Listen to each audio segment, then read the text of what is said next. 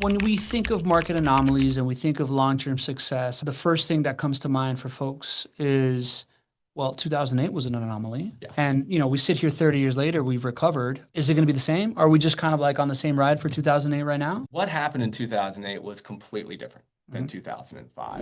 In 2025, we have $35 trillion of equity in our homes here. When you have $35 trillion of equity, it comes out to about 300 grand of equity per homeowner in the country. Really hard for there to be a crash, right?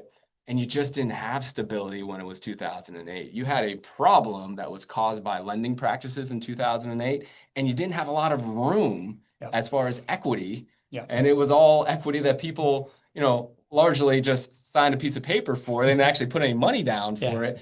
So it's completely different than 2008. There's no way we're going to have the crash. In order for there to be a crash, guys, there has to be a lot of foreclosures because you have to have a massive amount of properties that are selling at extreme discounts. And that's why when you have so much equity and you have tighter lending standards, it's not going to happen. I mean, put it in perspective, the most that interest rates have risen in 40 years, the fastest, the biggest magnitude, and the longer they've persisted. Yeah. Same thing with inventory. And we're looking at a 2% price decline year over year. Right. Like the big difference here is people had 100K in equity that was never money that was ever in their own pocket in 2008. In 2025, they have 300K in equity, and a lot of that came from their own pocket first. People are not going to walk away from that. And on top of that, percentage of adjustable mortgage rate applications, 33%. People were seeing like a cliff of pricing going up versus 8 to 10%. People are just not that many people are going to see this like increase in price. Foreclosure rate, 20 to 40% versus 0.7%. U.S. unemployment rate in 2008 was